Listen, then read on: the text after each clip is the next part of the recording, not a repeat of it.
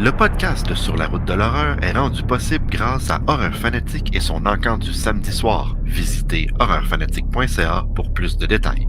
Maintenant, bouclez votre ceinture puisqu'on vous amène sur la route de l'horreur.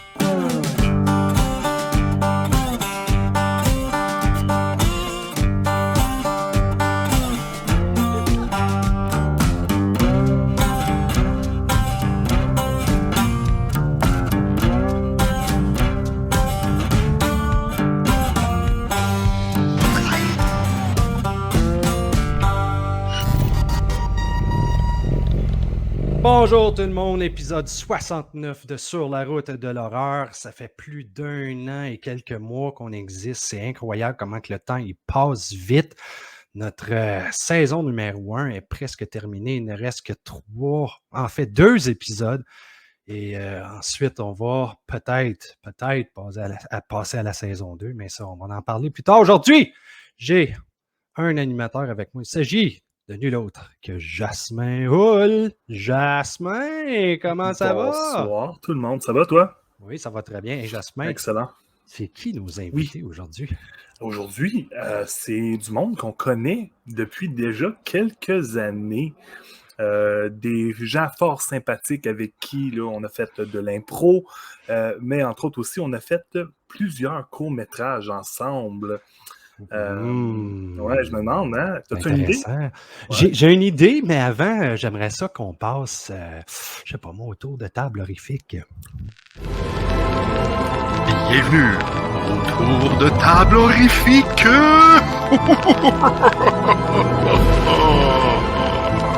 So, avant de commencer l'émission, Jasmin, tu me dis, j'ai un shitload d'affaires à vous montrer. J'espère que tu n'as pas dépensé ta paye au complet à Fantasia. J'avais un budget pour les vacances et finalement, mes vacances, je vais les passer à la maison. Montre-moi ça, j'ai hâte. So, qui dit Festival Fantasia en présentiel dit aussi l'arrivée des labels. Alors, Vinegar Syndrome, pas arrivé encore malheureusement, mais on a Arrow et on a Synapse qui sont sur place. Alors, je me suis gâté un petit peu avec l'approbation de ma copine en plus. Alors, super content. Alors, le premier soir, je suis allé voir la table de Synapse. Super belle édition. J'ai décidé d'aller avec Tomb of the Blind Dead. L'année passée, il y avait une présentation à Fantasia et malheureusement, je l'avais manqué. Alors, j'avais entendu des très bons commentaires. Alors, je voulais l'ajouter à ma collection. Un des films favoris de Francisco en passant. Oui, mais si je ne me trompe pas, c'est un film qui a été fait au Portugal, je crois. Je ne suis pas 100% sûr, mais je crois. Par la suite, The Living Dead. Living Dead at Manchester Morgue. Ça, c'est un blind buy recommandé par le gars sur place là, de Synapse. Alors, très content aussi. Par la suite, je suis allé avec des Arrow. Alors, oh my God! Arrow ont toujours leur fameuse promotion 5 films pour 100$. Alors, je ne pouvais pas passer à côté. Non. Alors, parmi les 5 films, il m'en manque un. Ben, c'est pas grave, il m'en manque un. Mais parmi les 5 films, j'ai Audition de Takashi Miike, un de mes films préférés. Brain Damage, évidemment, je ne pouvais pas passer à côté. Je ne l'avais pas déjà. Un petit nouveau qui s'est rajouté à la collection Arrow récemment, Phantom Mall. Il est bon, plus ce film-là. Eric's Revenge, je l'ai vu récemment sur la plateforme Arrow et je l'ai adoré. Alors, je devais le rajouter. Et Zombies for Sale, celui-là, j'ai aucune idée c'est quoi. C'est Eve qui avait lu le synopsis à l'arrière et semblait intrigué puis voulait l'avoir. Alors, on l'a rajouté. Il m'en manque un. Je ne sais pas il est où. Par contre, j'ai aussi acheté Deep Red, édition 4K, évidemment. Super content encore une fois. Là, j'avais déjà Phenomena et The Bird with the Crystal Plumage en édition 4K. Alors, quoi de mieux qu'un autre Argento 4K à rajouter à la collection. C'est tout, mon ami Martin. Ben, c'est quand même assez. Et à cette heure que tu me dis que ça coûte 20$ par film quand tu en achètes 5, c'est un maudit bon deal parce que les gens qui savent c'est quoi Arrow, ils savent que ça coûte cher en tabarouette normalement. Là. Est-ce que ça incluait aussi les gros films? J'assume que non. Non, okay. C'est leur stock un petit peu plus vieux et c'est des éditions standards. Alors, pas limitées ou quoi que ce soit, mais reste que 20$ pour un Arrow. Tu évites les frais de, c'était les frais de carré, shipping, puis le taux de change, ça vaut plus que la peine. Exactement. Moi, par contre, je n'ai pas eu l'approbation de ma femme, donc j'ai dû garder mes choix dans les friperies. Hey, écoutez, j'ai été à Maniwaki pour aller faire une petite visite à ma maman et j'ai été dans la friperie qui s'appelle Chez Caro et je suis tombé, je pense que je suis vraiment chanceux, je suis tombé sur un lot de films d'horreur qui ne vaut pas de la style marde. Et là, je vais vous les montrer parce que c'est des films qui m'ont coûté seulement 2$ chaque. Et c'est sérieusement des films que j'ai jamais entendu parler de ma vie. C'est incroyable comment que tu peux découvrir des choses. Premier film, Vicious Kiss. Et quand tu regardes en arrière, je ne le montrerai pas nécessairement parce qu'on ne le voit pas, mais la qualité des images de promotion est dégueulasse. C'est-tu la suite à Vicious Lips? I don't know, peut-être. J'aurais aimé ça, par exemple, mais non, c'est pas ça. The Rockville Slayer. Oh. Encore une fois, c'est tout des blind buy, là, ça n'a juste pas de sens. Là. Green River Killer. Werewolves. Je rappelle que j'ai acheté ça à Maniwaki chez Caro. Là. The Terror Inside, puis ça, c'est avec Heather Locklear en plus. Ça. Pas n'importe qui, là. C'est quelqu'un qui a une carrière fulgurante. Blood Sisters. Encore une fois. Ah, il y en a un que j'ai réussi à pogner, par exemple, qu'on connaît quand même, c'est Pontypool. Yes. Un petit un film classique canadien. Ben, c'est ça, c'est un excellent film. Hell's Gate. Encore là, aucune fucking idée de quoi il s'agit. Baseline Killer. Beaucoup de killers dans ta sélection, hein? Oui, ça marche avec le concept, je pense. Memory, avec Billy Zane, Dennis Hopper aussi qui joue là-dedans. Est-ce qu'il s'en rappelle? Jamais entendu parler, mais hey, 2$, ça vaut la peine. Abattoir, qui a été à Fantasia il y a quelques années. Ouais. Et apparemment est très bon et ça met, entre autres, en vedette, comment qu'elle s'appelle, la madame encore dans Insidious. Anyway, je pense que vous savez de qui je parle. Et 12-12-12. Oh, hein, c'est la suite de 766. Tout ça pour la modique somme de 18$. Merci. Je l'aurais jamais eu à The Price is Right. Je l'aurais pas eu pour Arrow non plus. Écoute, on souhaite aujourd'hui une équipe qui a vraiment une place très spéciale dans mon cœur parce qu'on a travaillé ensemble depuis beaucoup d'années. On s'est rencontrés à l'impro, Jasmin, et l'autre Pascal Arcan que j'ai rencontré aussi à l'impro, avec qui j'ai parti un groupe qui s'appelait CO3 avec Guillaume Charbonneau. Et Frédéric Pierre, qui a travaillé aussi avec nous sur Actum et que je connais depuis plus de 40 ans. Mesdames et messieurs, je vous présente Frédéric Pierre et Pascal Arcan. Pascal, il faut que je regarde. Qu'est-ce que tu me montres là? En direct de Saint-Lin-des-Laurentides. C'est excellent. Pour ceux qui ne savent pas pourquoi, on a eu une petite aventure, une mésaventure à Saint-Lin. Frédéric qui s'est fait voler son auto quand on était faire un petit contrat, pas poche, là, comme vraiment poche. Merci pour ce rappel. Hey les gars, comment ça va? Ça va bien. Toi? Merci de l'invitation. Hey, merci à vous autres. Hey, écoutez, avant de commencer les questions, quelque chose qui m'inquiète. Passe, est-ce que tu es correct? Est-ce que ton œil fait encore mal? Oh. Parce que ce que je me rappelle, tu avais eu des problèmes avec ton œil. On va le voir ici, d'ailleurs. C'est peut-être en merde. C'est lui le gros de 350 livres. Moi, je suis en pleine forme. C'est pas parce que je sais pas lancer une balle que il peut me péter à la gueule. Oh!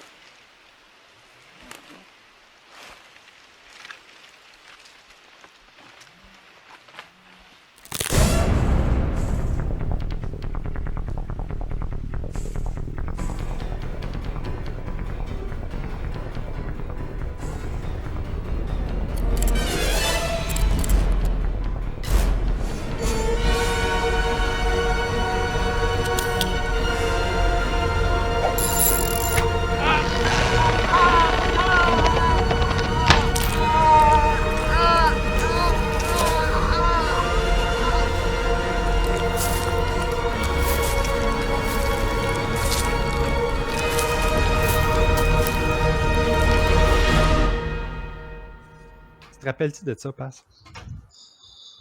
Pour être assis pendant 2 heures pour essayer de me faire ça d'en face, oui, je m'en rappelle. On a tous passé par là. On avait eu du fun, puis je me rappelle, Pascal avait marché très croche dans le sable sur la plage parce qu'on avait pris des substances illicites. Dans le cas Pascal, c'était beaucoup de vin. Quel beau souvenir. Hey, ça a commencé comment, les gars, avec Tommy Majo? Les publicités?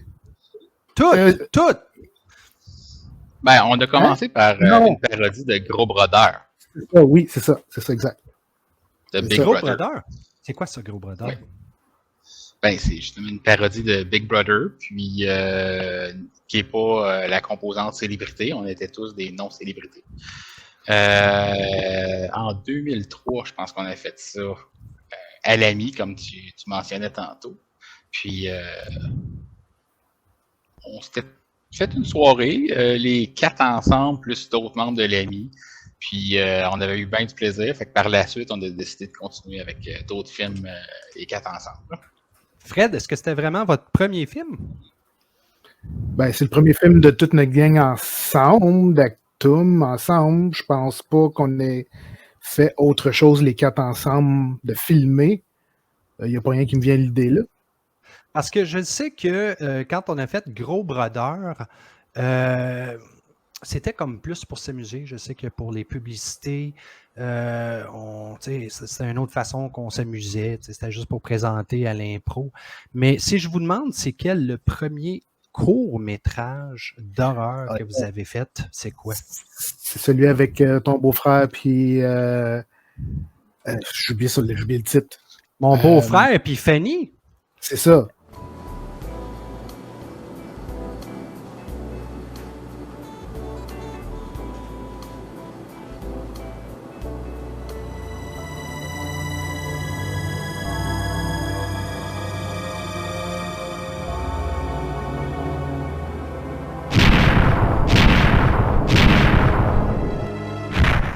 Essayer des petites affaires, on voulait faire une bonne petite fin, une fin qui est punchée. Pourquoi Fred, une fin punchée? Parce que Fred aime ça, les fins de films punchés. Il aime beaucoup Pour ça. ceux qui ne le savent pas, Fred... Le chocolat, hein? Ouais, c'est ça. C'est ça. C'était du chocolat au lait, oui, c'est ça, le sirop de chocolat. Et Fred aime les fins de Night Shyamalan. Il dit... Wow.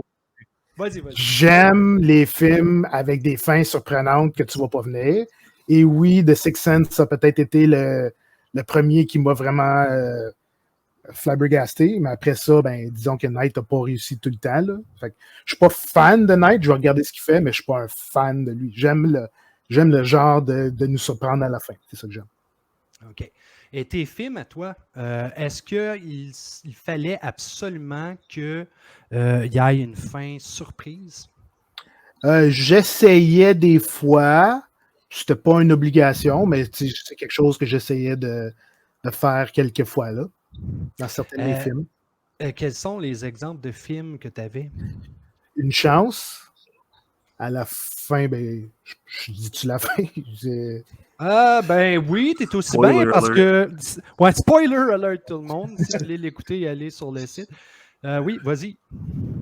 Ben, c'est le gars qui achète ses numéros de loterie toutes les fois, puis il oublie une fois. Puis là, ben, cette soirée-là, les numéros sortent.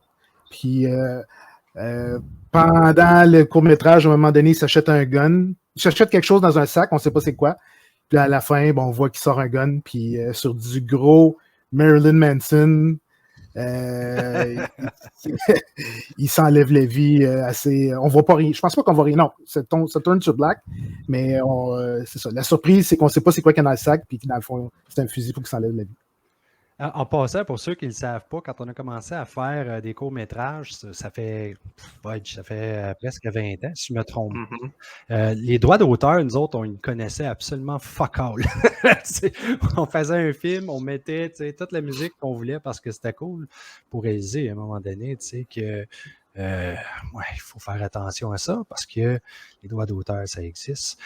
Écoute, Fred, tu faisais des films qui avaient des fins surprises, mais tu faisais aussi des choses assez spéciales que je vais montrer ici.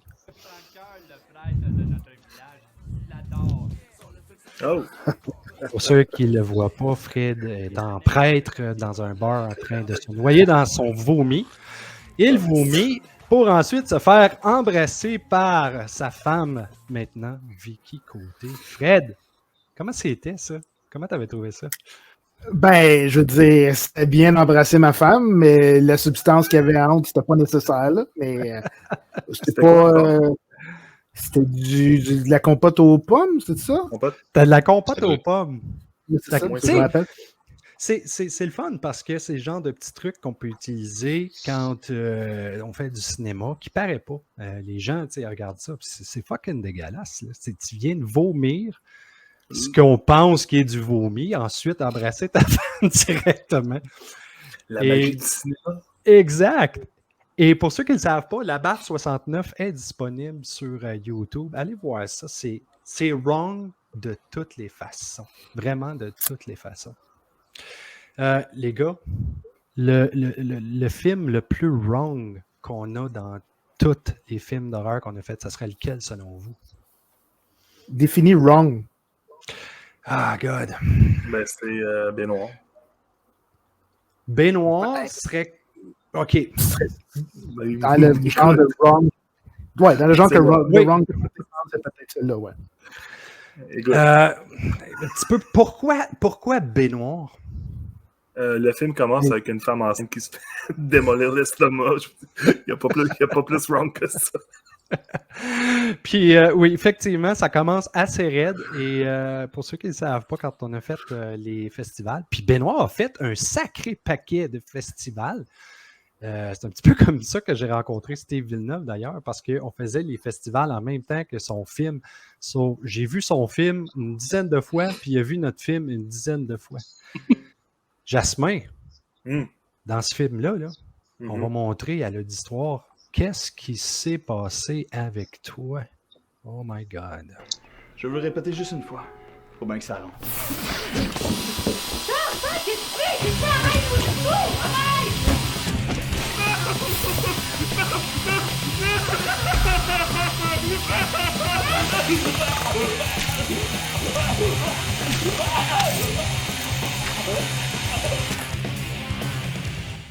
C'est pas pire. C'est pas pire, Jazz. C'était Le excellent. petit bout de cerveau après le.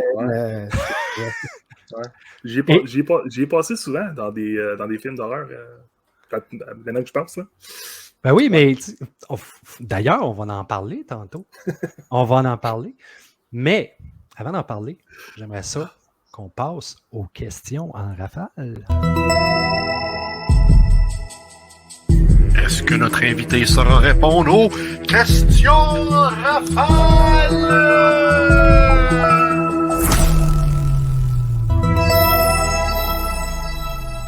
Alors, les gars, Jasmin, il vous a préparé des questions farfelues, très drôles, qu'il va vous poser. Pas sûr qu'ils sont drôles. C'est pas grave, on est là pour s'amuser. Alors, Jasmin, le micro, il est à toi. Merci. Messieurs, c'est pas une compétition. Il n'y a pas de bonne ou de mauvaise réponse.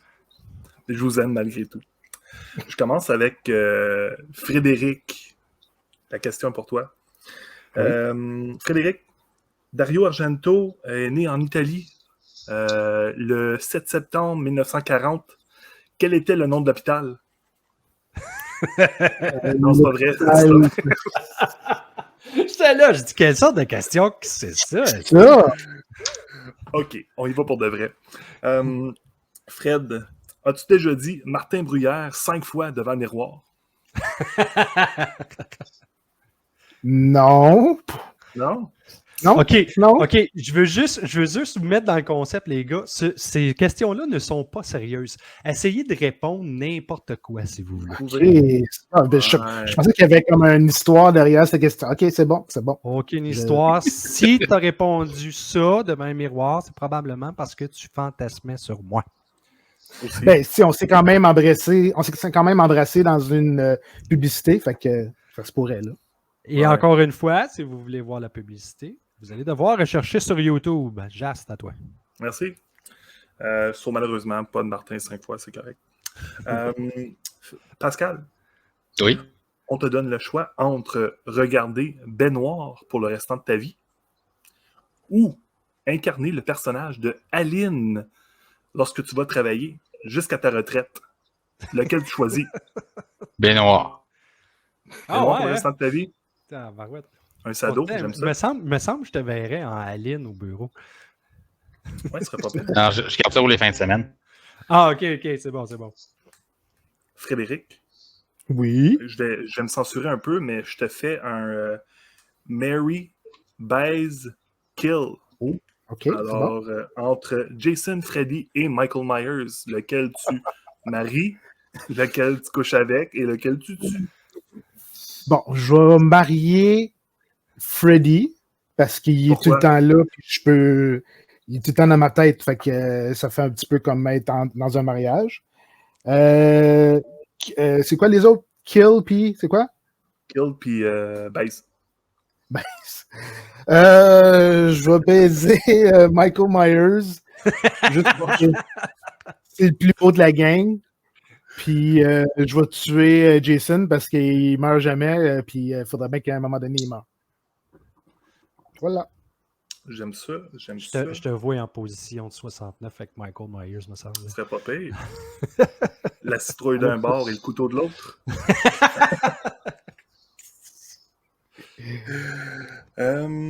Pascal? Oui. Une question un petit peu plus sérieuse cette fois-ci. Ça a été quoi ton premier film d'horreur? Que j'ai écouté? Oui. Ouais. Non, que t'as fait. Oui, que t'as regardé. Ça dépend, tu sais. Est-ce qu'on considère l'horreur enfant ou est-ce qu'on considère l'horreur adulte? Le premier film Moi, d'horreur je adulte que considérais j'ai enfant. écouté... OK. Mais je vais y aller avec adulte, puis après ça, je vais y aller avec enfant. C'est beau. Adulte, je te dirais Poltergeist. 1 et 2. Ça jouait super écran, puis je les ai écoutés en tombant dessus. Enfant, Les Sorcières. Ouais. C'est assez raide comme film pour enfants, celui-là. La transformation Oui. m'a marqué aussi. C'est bien. Mm-hmm. Ouais. Poltergeist, là, quand tu écoutes ça en tant qu'enfant, c'est maudit clown de style. Ouais. Maudit clown de style. Frédéric, Oui. est-ce que tu préférerais te faire mordre par un zombie pas dedans ou te faire attaquer par une créature volante? OK. Ça Je vais dépend où est-ce que prendre tu te les fais zombies. mordre avec le zombie. Hein. Ben, c'est ça, je vais y aller avec les zombies. Il n'y a pas dedans. Parce Il y a pas que pas dedans, ça va être comme deux matelas qui me touchent la jambe, là, ou je sais pas où est-ce qu'il va me mordre. Là. Fait que, ouais. Puis, ils sont tellement slow que je vais pouvoir l'enlever. Fait que, oui, je vais y aller très facilement avec les zombies. Comment ça, slow? Ça peut être les zombies de World War Z. La question était à qui, Pascal? À qui? À moi. OK, fait que c'est bon. Bon point. Bon point.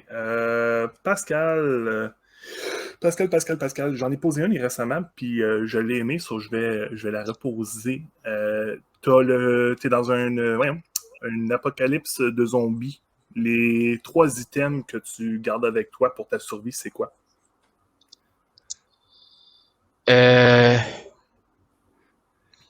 Une hache. Oh. Des allumettes.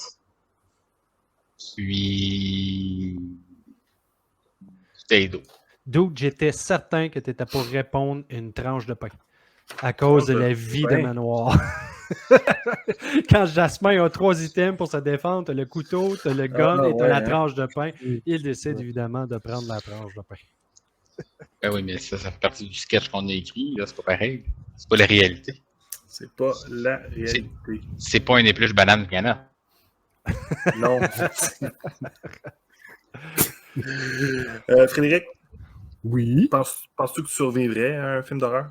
Si oui, qu'est-ce qui fait que tu es si différent des autres? Ben moi, je n'irais pas dans une salle parce que j'ai entendu un bruit dans le fond du corridor, puis lentement aller voir ce qui se passe. Fait que moi, je serais plus comme « Allô, y a-t-il quelqu'un là-bas? » Puis là, ben, je ferais bien du bruit pour y faire peur avant qu'il me tue. Puis, tu sais, j'allumerais la lumière, je trouverais une luciole, quelque chose pour la mettre, tu sais, le monde qui marche dans le noir puis qui attendent qu'il va rien arriver, je trouve ça niaiseux. Fait que moi, je serais le brains. C'est ça. Cool. Le cerveau. Cool. Merci. Dernière question, les boys. Fred, je ne sais pas si on te l'avait posé la dernière fois que tu es passé. Pascal, évidemment, c'est ta première fois, alors je n'ai pas le choix de la poser. Je veux savoir, êtes-vous plus Freddy ou Jason? Freddy. Ah, ça n'a pas pris de temps pour Pascal. Félicitations, Pass. J'adore Freddy. Fred? Moi? C'était Jason. Ouais, la question, c'était pour les deux. Non, Jason. OK. Je préfère Jason. Je suis surpris, Fred, que tu préfères Jason parce que tu es plus cérébral. Et Jason est vraiment loin d'être cérébral. Tu sais, j'aimais son style, j'aimais les. Tu sais, quand j'étais jeune, quand j'ai vu les films, là, il était imposant, là. Fait que, tu sais, j'avais plus la chienne de Jason que de Freddy, donc c'est pour ça que je choisis Jason. OK, parfait. Par contre, l'une des choses les plus difficiles à combattre dans un film d'horreur, c'est souvent une fan.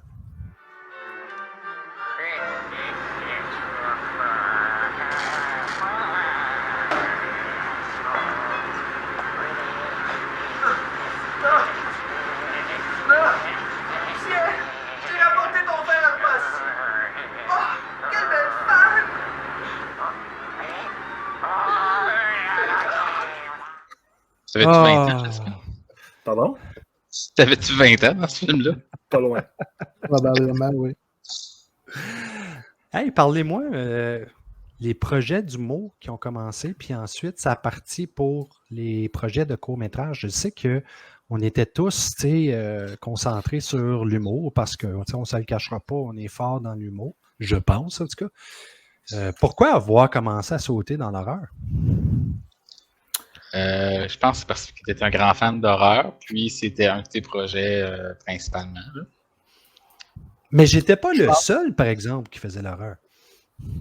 Au début, oui. C'était celui qui aimait ça le plus. Si on avait juste fait de la comédie, je pense que ça aurait été correct. Tu nous as introduits à l'horreur, à faire des films d'horreur, puis ça a donné le goût. Tu sais, j'en ai fait quelques-uns par après parce que je voulais essayer de voir ce que ça donnait. Mais si tu n'avais pas été dans le groupe, je ne sais même pas si on aurait fait de l'horreur. Mais pourquoi avoir commencé à faire de l'horreur, Fred? Ben c'est ça, tu nous as donné le goût. Le premier, c'est quoi? C'est celui avec Hugo et Marie-Josée, là. En fait, non. le premier, c'est Coupe idéal. Ouais, c'est Coupe vrai. idéal, mais Coupe idéal, Après, Coupe idéal, en tout cas, je dirais. OK, mais dans ma tête à moi, c'est Paradoxe. Parce que on était une gang, puis on a fait plus de. On a fait des scènes, fait que ça m'a donné le goût, puis j'ai vu qu'est-ce que c'est faire une scène d'horreur. Fait que ça m'a donné. Si moi, dans mes histoires, je pourrais ajouter de l'horreur. Fait que c'est comme ça que ça m'a donné le goût d'en faire moi aussi. Mais si j'avais pas été. J'avais pas participé dans un film d'horreur, probablement que je n'aurais pas fait. Et pour ceux qui ne le savent pas, Frédéric Pierre est celui dans toute l'équipe qui a utilisé le plus de sang dans un film d'horreur. Fred, est-ce que tu sais pourquoi? Hein? Ah! C'est drôle, hein? Quand ça fait 20 ans que tu travailles ensemble avec Tom Major et que tu n'as pas revu les films depuis longtemps, tu ne te rappelles pas de certaines choses. Et moi, je me rappelle clairement de m'avoir baigné dans une mare de sang dans un bain. Dans le non, pas le choix. Un mauvais choix. Mauvais voyage. Un mauvais voyage, excuse-moi. Tu vois, trip, ma mauvais mémoire voyage, cette fois-ci. oui. Fait qu'on avait rempli au complet, ça, j'avais oublié ça. Puis c'est juste une scène qui dure 2 secondes, là, ça... en plus. Et petite anecdote par rapport à ça, j'ai resté taché pendant au moins une semaine au travail, en plus. Donc les gens, ils pensaient qu'ils avaient pris un coup de soleil. C'est quoi qu'on avait utilisé? C'est quoi? Je pense que c'était du jello qu'on avait utilisé. Hein? Jello. Je me rappelle pas, ça c'est loin. Mais là, vous dites, OK, premier film, c'est Paradoxe. Non, c'est pas Paradoxe, c'est Coupe idéal. Puis là, vous allez dire, OK, le deuxième film, c'est Paradoxe. Êtes-vous sûr que le deuxième film d'horreur, c'est Paradoxe? Là, je suis sûr, là. T'as une minute, je vais essayer de voir quelque chose, là.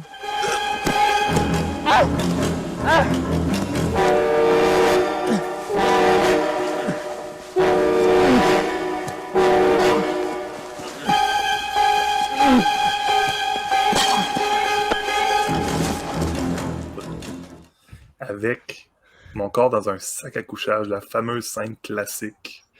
Ah, Et- je suis content. Et qu'est-ce qui arrive pendant que tu te fais ramasser comme faux, là? Qu'est-ce Est-ce qui que tu arrive? t'en souviens, oui? Ben, je me rappelle que je crie comme une Comme fille. une fille. Comme vraiment fort. Puis c'était pas ma voix, je crois, parce que je criais pas assez fort ou quoi que ce soit. C'était la voix à Geneviève, si je me rappelle bien. Ça se peut-tu? Honnêtement, je m'en souviens. Non? Non? Ouais, moi, je m'en Mais- souviens. Me Tu semble t'en que c'était souviens? ça. Me semble la Ouais. voix a été prise hors champ ou quelque chose de même, puis c'est Geneviève qui a crié à ma place. Les gens qui nous écoutent, allez voir ça. Jason Takes the Movie Crew. Jas se fait pas frapper une fois sur l'arbre, pas 2 fois sur l'arbre. Non. C'est 3 fois. 3 fois sur l'arbre. Et Jason, à la fin, est un petit peu surpris. Il essaie de voir, OK, est-tu mort? Est-tu pas mort? Es-tu mort, là, Steve? Es-tu pas mort? Et juste pour rafraîchir la mémoire, les gars, le film de Jason, on l'avait fait parce qu'il y avait un concours pour un film, justement, un fan-film de. Non, c'était pas Space, c'était un fan-film. Et on faisait ça à la dernière minute parce qu'il fallait l'envoyer le plus tôt possible. Et je faisais Jason et il faisait très froid dehors. Mhm. Très froid. Et j'étais pris même dans, dans le lac. C'était quoi le mois qu'on avait fait le film? Septembre, mon père. Fin septembre, début Septembre, octobre. octobre, gros max. C'était là. Ouais. J'étais frigorifié. Je ne sais pas pour vous autres. Fred Ouais. qui se fait frapper par un coup de machette dans la face avec une Oui, perruque. je pensais que c'était cette scène-là que tu allais montrer. Non, c'est pas ça que j'ai montré. Je m'excuse sincèrement. Et t'as eu froid parce qu'on t'a sauté dans l'eau aussi. Oui. Oui. Non, mais sérieusement, là, c'était une soirée très, très froide. Je vais toujours m'en rappeler parce que j'ai encore une pneumonie aujourd'hui, là. Les gars, on approche à un moment bien spécial, c'est-à-dire le n'importe quoi. So, je pars le thème du n'importe quoi. All right, here we go. It's time for n'importe quoi dehors, n'importe quoi de peur, n'importe quoi on the road of the terror.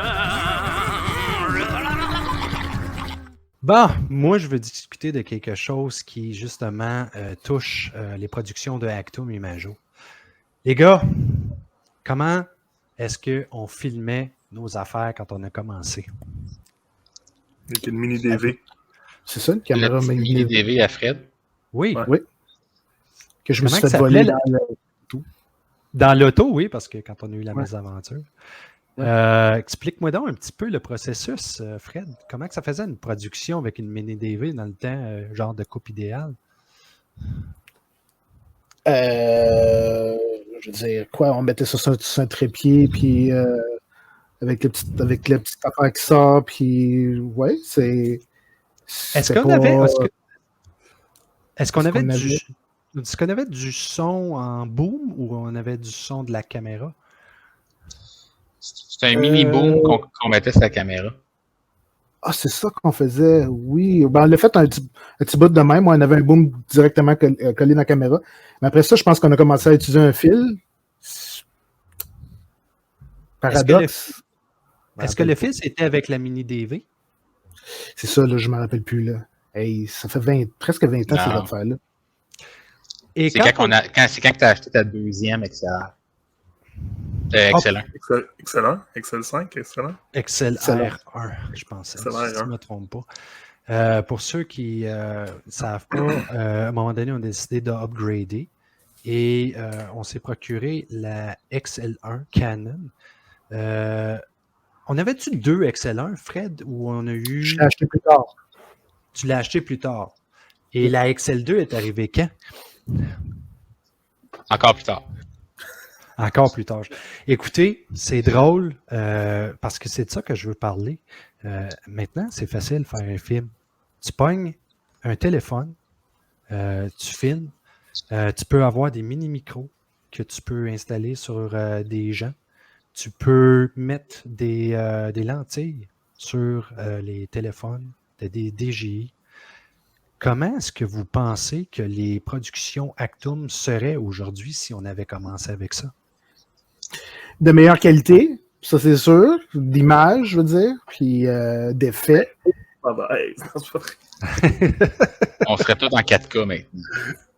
Oui, c'est ça. Ouais, ça c'est sûr. Ça, c'est sûr. Est-ce que vous pensez que nos productions en tant que telles seraient meilleures? Oui. Visuellement, oui. Non, Ouais. mais attends, là, visuellement, j'ai compris. Moi, je parle le contenu. Ben, ça Ben là, dépend. je Là, dis- les effets spéciaux vont paraître encore plus poche là, en 4K. Là. Donne-moi un exemple, passe. Ben, quand je me suis fait arracher l'œil, là, c'est sûr qu'avec plus de définition, ça paraîtrait que ça a été fait super rapidement, là, quand même. Oui, mais en même temps, tu sais, c'était quand même assez facile. Je veux dire, aujourd'hui, c'est quand même assez facile maintenant de faire des effets spéciaux. So, est-ce que tu penses qu'on aurait utilisé les effets spéciaux d'aujourd'hui? Sûrement. Est-ce que tu Sûrement penses qu'on aurait plus été... d'options, là. Est-ce que tu penses qu'on aurait été moins souvent poussé à utiliser les effets pratiques? Je peux pas dire parce que je pense pas qu'aucun de nous autres est expert en montage CGI ou quoi que ce soit. Là. Fait que sûrement qu'on essaierait de faire plus de pratique. Là. Est-ce que tu penses que ça aurait changé la dynamique de l'équipe dans le sens que, je vais donner un exemple comme moi, un téléphone, je sais comment ça fonctionne, mais je ne suis pas comme les jeunes. Les jeunes utilisent tout ce qui est application possible pour faire tout ce qu'ils ont besoin de faire. Moi, j'utilise le strict nécessaire. Est-ce que vous pensez qu'on aurait utilisé des applications particulièrement pour faire des choses complètement différentes? Je donne un exemple, OK? TikTok, OK? TikTok est hyper bien utilisé par des jeunes parce que c'est rapide, il y a des effets et ça devient populaire beaucoup plus rapidement. Hey, et ça m'amène aussi à demander, tu sais, pour les gens qui ne savent pas, Fred, comment qu'on présentait nos films? Ben, sur notre site web ou au Kino, c'est là qu'on les présentait. On mettait comme genre, je pense que même des fois on envoyait un communiqué de presse aux médias pour dire hey, demain matin sur le site d'Actum Imago, il va y avoir tel film. Puis des fois les médias en parlaient, des fois on n'en parlait pas. Et pourquoi pas YouTube? Ça n'existait pas. Exact. YouTube était là, mais c'était à ses débuts, fait que c'était pas aussi populaire que ça l'est aujourd'hui. Là. Exactement. Et je vous rappelle, je ne sais pas si vous vous en rappelez, mais Fred, qu'est-ce que tu avais fait au début pour réussir à présenter le film plus at large, que ce soit n'importe quel film d'Actum Imago, tu te souviens-tu? Qu'est-ce que j'ai fait au début pour qu'il y ait plus de monde qui voit nos films? Oui. Ben, il y a le site web. Le site web qui était fait en quoi, tu te rappelles-tu? En Flash. Le premier. Oui, oui. So, c'est ça, c'était la réalité de ce temps-là. Nous autres, on était obligés de faire quelque chose de même parce que YouTube était soit non existant ou soit qu'on ne pouvait pas poster nos films à cause de tout ce qui était droit d'auteur. Maintenant, ça fonctionne complètement différent. So, est-ce que vous croyez qu'Actum Imago serait beaucoup plus populaire aujourd'hui si on avait eu tous les outils qu'on a maintenant? Mais disons que dans le temps qu'on les faisait, il n'y en avait pas beaucoup de monde qui en faisait. Fait qu'on a ressorti un petit peu du lot. Là, il y en a beaucoup de monde qui en vont. Fait que, est-ce qu'on aurait été plus connu? Ça dépend. Il aurait fallu qu'on se démarque avec quelque chose qui tombe viral ou une vidéo là, qu'on aurait faite là, qui tout le monde jaserait de. D'accord. Puis comment est-ce qu'on propageait notre popularité? Est-ce que vous vous souvenez? Je vais vous donner un petit indice ici, OK? Et ça vient d'un film qu'on a fait qui s'appelle L'Invité. Et ça présente quelqu'un que tout le monde connaît et qui nous a aussi aidé à être connu. 1, on est à peu près 100 000 à se promener comme ça à travers le monde. Le réseau est vraiment super bien établi. On se trouve à voyager sans frais chez les gens. En couchant sur leur divan. Oui, c'est ça, c'est que les gens nous prêtent leur divan, nous passent leur divan. C'est un concept qui est vraiment génial parce que tu sais jamais sur qui tu vas... Les gars, comment ça se fait que Dominique Carpin était là? Je pense que c'est moi qui l'avais contacté, puis disait qu'on voulait faire quelque chose. Puis, c'est-tu avant qu'il nous fasse notre promo ou après? Ça, je ne m'en rappelle pas. Là, parce qu'on C'était on a passé avant. OK, fait que c'était avant. Fait qu'on a, il nous a déjà fait une promo à 18h, à l'heure de grande écoute. Je l'avais vu sur le site web. Là, pouf, le paquet de monde qui avait embarqué sur le site. Mais si c'était avant, c'est moi qui l'avais contacté et qui avait dit regarde, on fait un film, regarde qu'est-ce qu'on a déjà fait. Puis il est intéressé à participer. Et Ouais, il était venu nous faire une entrevue. Après ça, il est parti. Après. parce qu'on lui avait demandé justement de participer au film. On s'est dit, tant qu'à être là, ça te tente de faire une partie du film. Et je me souviens, à ce moment-là, on avait un nouveau site qui avait été fait par Janie Michaud.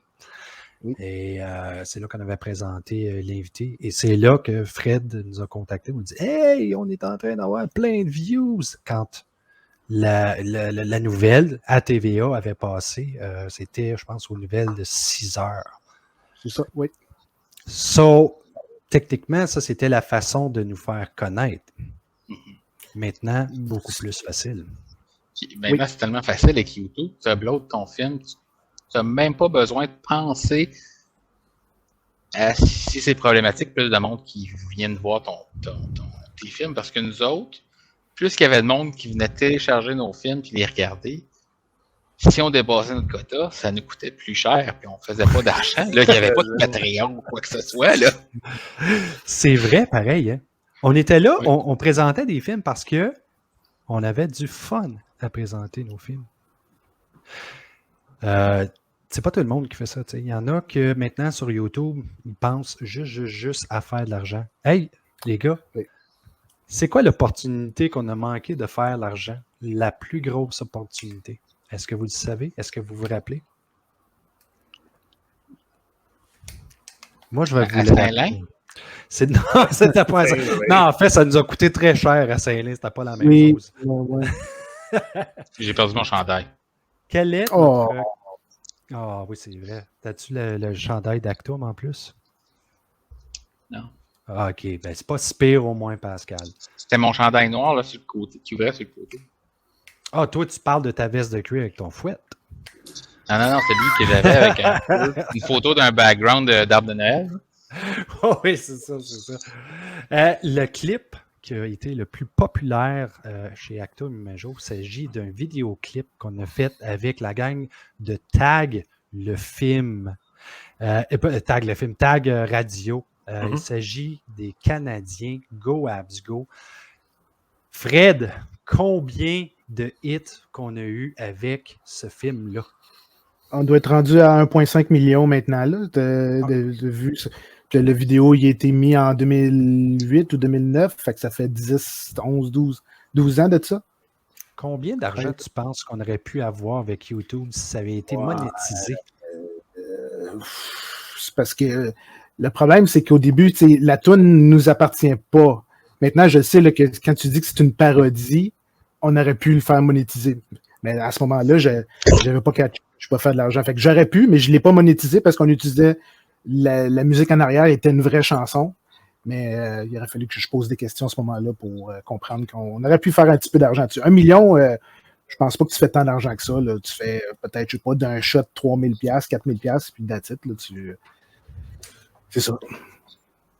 Fred, la collaboration avec Tag Radio puis le vidéoclip, qu'est-ce que ça l'a amené? La collaboration avec Tag Radio, tu peux te dire le film qu'on a fait avec eux? Ah, c'est ça que tu veux dire? Ah, OK, attends une minute, on va voir ça. Oui, ça, on a fait un film avec eux. Oui.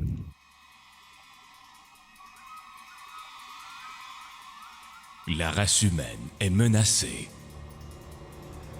15 degrés Celsius en plein mois de janvier.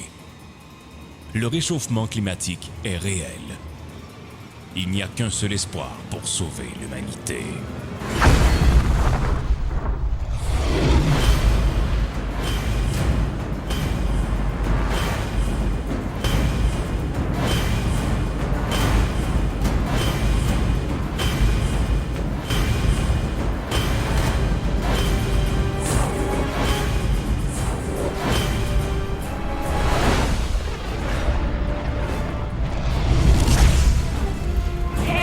boys!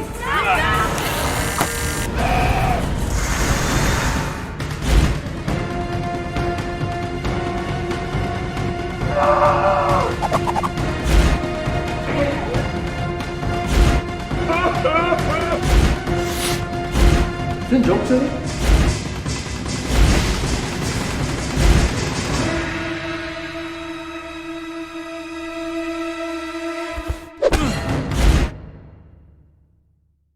Dans tous les films que j'avais ou que les gars faisaient, c'était comme une tradition. C'est dommage à Sam Raimi. Ben, c'est ça. Ouais. Pascal, Oui. est-ce que tu te souviens dans Tag le film de l'une des scènes les plus intenses? C'est dans la salle de bain à la fin. On reproduisait le film Ça. Oui. Les deux gars se coupaient la jambe. Puis Ah ouais? Ça sang partout. Attends une minute, on va regarder ça, OK? Ou bien écoutez une heure complète de votre émission matinale préférée. Le snooze. Tchou, tchou, tchou. Vous avez 60 secondes. À partir de maintenant. Encore 1h30 de snooze.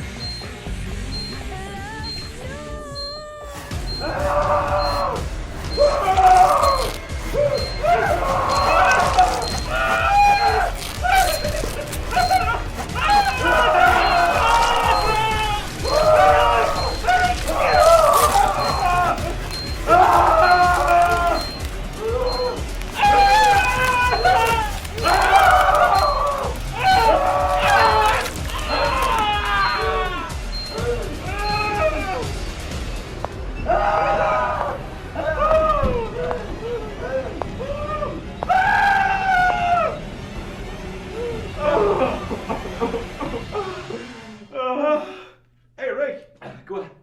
C'est Kim! Ah! Hey, t'es venu nous sauver? Oui, oui, je m'en viens vous sauver.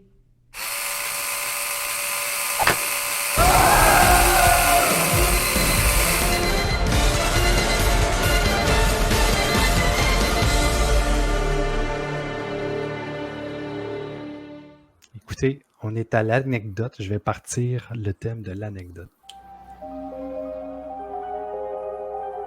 Anecdote, anecdote, c'est le temps de l'anecdote.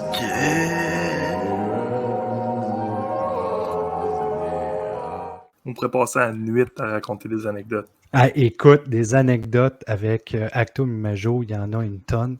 Avant d'en faire d'autres, parce que je veux en faire quand même d'autres avec vous autres, je veux en préparer une juste pour vous autres parce que je veux savoir si vous vous rappelez de cette anecdote-là. Alors, je pars le clip.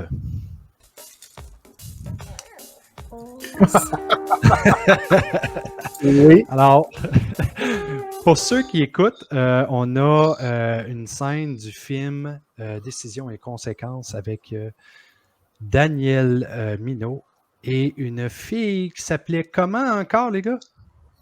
C'est Jasmin qui le sait, il la connaissait. Non, je la connaissais Non? pas. Non. Ben, tu savais... Non? Non, non. Elle avait écouté nos films puis elle nous avait communiqué pour savoir si on cherchait du bon. Ah, OK. Mais Kim? Non, je m'en rappelle pas. Les gars, c'est quoi l'anecdote derrière cette scène-là? OK, tout le monde est gêné de le dire. Là. Elle, Non, la fille, vraiment pas. la fille, elle avait un site où est-ce qu'on pouvait voir s'exhiber et avoir des relations sexuelles sur son site web à elle. Là. C'était Hardcore Mandy ou c'était tout ça, Hardcore Mandy? Ouais, Hardcore Mandy, écoutez, pour y aller un petit peu plus... Elle avait son propre OnlyFans avant qu'OnlyFans existe. Oui, c'est ça. Genre. Mais pour aller un petit peu plus en profondeur dans l'anecdote, ce qui était drôle, c'est qu'on est arrivé à faire cette scène-là et on dit à Hardcore Mandy, écoute, là, on va faire une scène où ce que Daniel il est en bobette, toi, tu vas avoir des menottes, tu vas avoir des articles comme des jouets pour le sexe, etc., etc. Et nous, on est complètement dans l'inconnu. On n'a aucune idée qu'elle a fait du porn. Là. On essaye de la mettre à l'aise pour faire une scène dans laquelle elle a des jouets sexuels, sans même savoir que la fille a fait bien plus pire que ça. C'est qui a découvert qu'elle jouait dans Hardcore Mandy? Ça, je ne me rappelle pas. Je dirais Jasmin. Peut-être moi. Je sais Jasmin. pas. Mais pourquoi, comment, je sais pas. Moi, t'as le dire, moi, pourquoi? C'est parce que t'écoutais trop de porn à ce moment-là. Peut-être. Je suis tombé sur... You never know. Écoutez, est-ce que vous avez d'autres anecdotes à me raconter? Écoute, le nombre de fois qu'on a passé des heures et des heures et des heures à nettoyer des scènes de violence, des meurtres. Je peux juste penser à Baignoire quand on était dans le motel. C'était quoi? C'était-tu dans le motel qu'on avait fait la scène de la salle de bain? La scène de la salle de bain? Oui, Ouais. c'était dans Baignoire. Écoute, la cuve de toilette était remplie de sang. Ouais, c'était effectivement assez dégueulasse. Et c'est quoi que vous diriez qui était le film où ce que ça a été le plus salaud à nettoyer? Décision-conséquence? Parce que là, tout en avait dans le plafond, puis tout, puis c'est une méchante job là, qu'il y a eu à faire là, pour, dans ta cuisine. C'est pas un plafond popcorn en plus? Oh my God, je me souviens pas, mais il y a une chose que je me souviens de décisions et conséquences, c'est que, et je veux savoir si vous vous rappelez de ça. Pourquoi que je me rappelle de tout, puis vous autres, vous vous rappelez de rien? Qu'est-ce que c'est ça, cette histoire-là? C'est une bonne mémoire. Qu'est-ce qu'on a utilisé pour faire le sang? Du sirop de maïs. Du sirop de maïs. Qu'est-ce qui est arrivé avec le sirop de maïs pendant qu'on était rendu plus loin dans le tournage? Ça pue? Il a commencé à coller.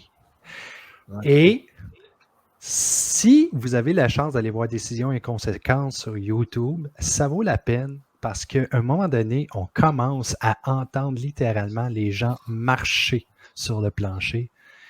Et quand j'ai fait le montage, ça a été un cauchemar. Parce qu'il fallait toujours que j'essaye d'enlever les call-ins de à chaque fois. Et le faux sang, j'en ai retrouvé des mois et des mois plus tard dans mon appartement. C'était partout. Wow. Hey, passe. Oui, moi j'ai une anecdote. Vas-y. Je me rappelle, le fait qu'à l'époque, on n'était pas beaucoup à faire des films, puis des films d'horreur, surtout à ce moment-là. On avait rencontré d'autres membres de la communauté au Québec. On avait rencontré Jim et Jeff. Puis on avait décidé de faire un film avec eux autres. Puis qu'on était allé filmer chez Jim une fin de semaine. Puis je me rappelle, on avait commencé à faire le tournage. Puis on avait commencé quand même assez tôt. Puis aussitôt, on commençait à boire. Je me rappelle un moment donné, Jasmin, il était attaché. C'était lui, le souffre-douleur dans le film. T'avais Jeff, un peu trop pacté, avec un couteau. Puis Jasmin qui a, malheureusement, un trop gros trou entre dans ses culottes en dessous. Puis Jeff, il est là, puis il essaye, puis il rentre dedans, puis il passe à ça de le castrer, là. Ouais, c'était une belle anecdote, ça. C'était de toute beauté, c'est vrai. Hey, j'ai vraiment, sincèrement eu peur pour toi, Jasmin. Il a fallu vraiment que je dise, écoute, Jeff, slack un petit peu, c'est pointu, ce couteau-là, puis tu vas le pogner vraiment d'une gosse. Qu'est-ce qui est arrivé avec le film après ça? On s'est fait barrer pas mal après ça. C'était quoi encore cette soirée-là? Là? Mais faut-il pourquoi? Là? Ouais, parce que Jasmin jouait le rôle de... c'est quoi encore le nom de l'organisateur, là? Jarrett Mann. Jarrett. Puis l'histoire du film, c'était des réalisateurs qui voulaient faire un film d'horreur.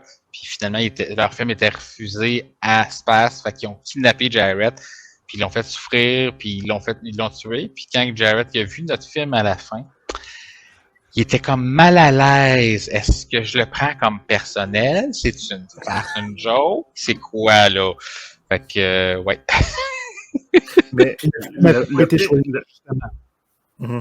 non. Mais le pire dans tout ça, c'est que si je me trompe pas, durant le tournage du film, il y a été mention de est-ce qu'on utilise le nom de Jared ou est-ce que. Puis ça a sorti comme ça va être drôle. Puis finalement, ça s'est reviré contre Actum. Ouais. Solide en plus. Et je me souviens, j'avais écrit un email fudge long de même là, à Jared pour m'excuser. Surtout, je me sentais vraiment mal parce que c'était tellement pas notre intention. Et on a eu Jared Mann sur le show à un moment donné et j'y ai parlé. Si jamais vous avez la chance d'aller voir l'épisode de Jared Mann, il explique l'histoire derrière cette histoire. Quand il a regardé le film avec son chum, il ne savait plus comment réagir après qu'il ait vu. Son chum puis lui se sont regardés, étaient comme « Hey, je ne sais pas quoi penser de ça puis tout. Je ne veux pas embarquer dans les détails. Je veux que vous alliez voir le show, ça vaut la peine. Mais tout est oublié. Il n'y a aucun problème avec Jared. On en a ri. On a eu vraiment du plaisir lors du show. Écoutez, je vais vous montrer un autre clip. Et c'est un de nos derniers films qu'on a eu un gros montant d'argent pour le subventionner. Voici une des scènes.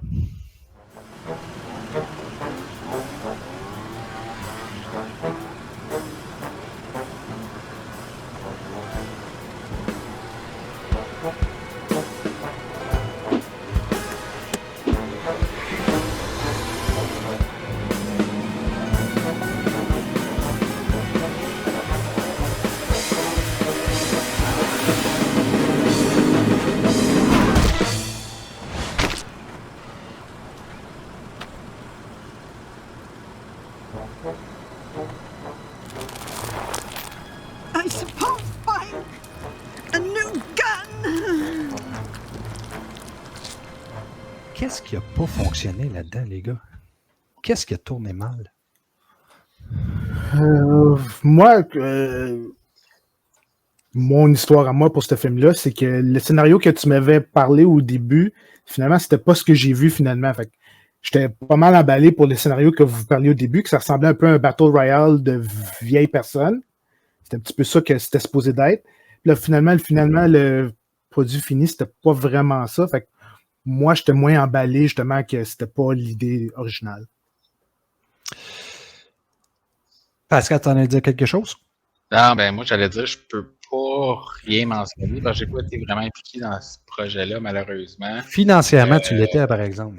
Oui, mais pour le reste, j'ai pas pu. Ma conjointe était enceinte, on a eu le bébé, fait que j'étais pas là pantoute ben là-dessus. Mais je me souviens pas qu'est-ce qu'il y avait pas réellement fonctionné.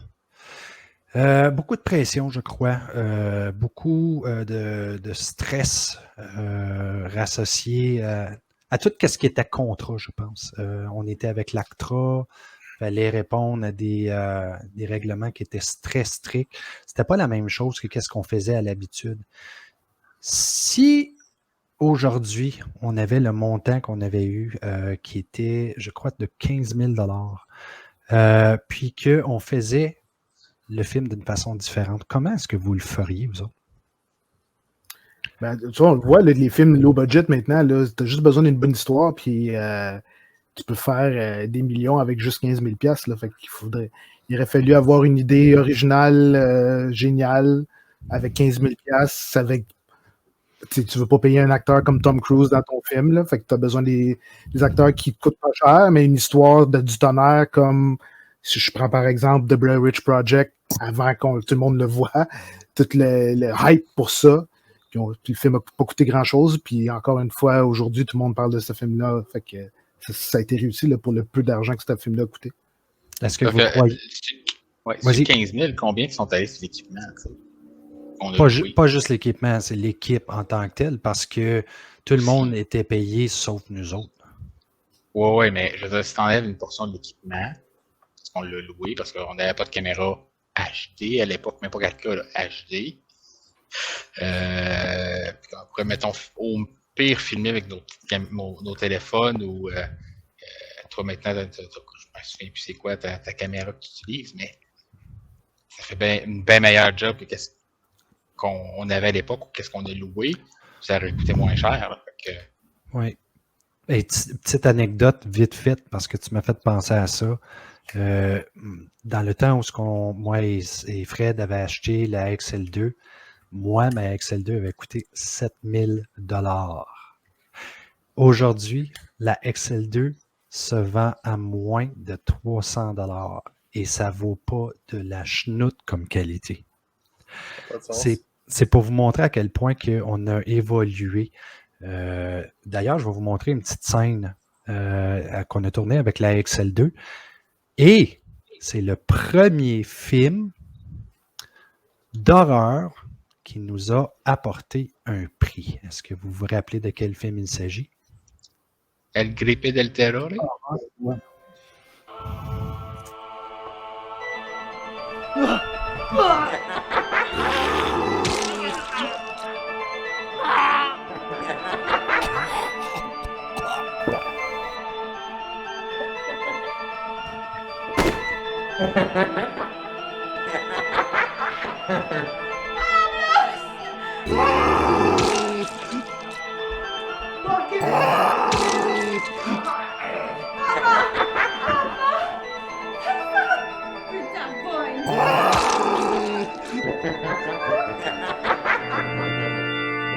Serungenti padre, comandante.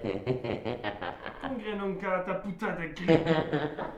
Devono essere sono extra padre.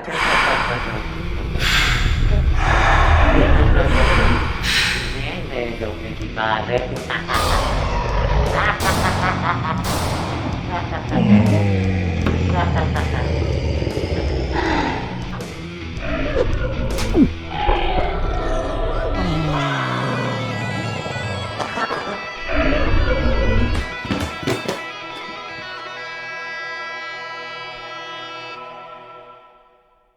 C'est un projet de fun à faire. Oui. Oui. Les gars, on est presque à la fin. Avant de finir, j'aimerais ça vous demander, est-ce qu'un jour, on va voir un nouveau projet de Actum Imajo? Je suis pas con. C'est j'ai pas entendu impossible. Pascal. OK. C'est pas impossible. Et qu'est-ce que ce serait, ce projet-là? Est-ce qu'il y en a qui auraient des idées? Est-ce qu'il faut absolument qu'il y ait une idée originale, comme Fred aime souvent, ou une fin impossible? Une idée originale et un punch. Le projet que je veux voir, là, c'est la conclusion de Vie de Manoir. Vie de Manoir 4 là, a vraiment besoin d'une fin. C'est pas un film d'horreur, mais on doit savoir ce qui se passe avec les épluches banales du Canada. C'est ce que j'ai besoin de dire. Ce serait un film d'affaires. Ça serait intéressant. Et les gars, je vous le dis, j'ai une DJI, j'ai un micro qui va avec. Ça serait tellement facile de tourner un film avec ça. Je vous lance le challenge et on fait ça. C'est tout pour l'émission, les gars. Si vous pouvez rester quelques minutes avec moi après, on va discuter un petit peu plus. Merci à notre partenaire Horreur Fanatique, marchand de tout ce qui est horreur, responsable de l'encan du samedi soir. Merci à Actum Imajo, évidemment. On vous rappelle qu'on est sur Patreon, on est sur YouTube, sur Facebook, on est même sur TikTok, Balado Québec, Spotify. On est partout à la fois. Merci tout le monde. On se revoit à la prochaine fois.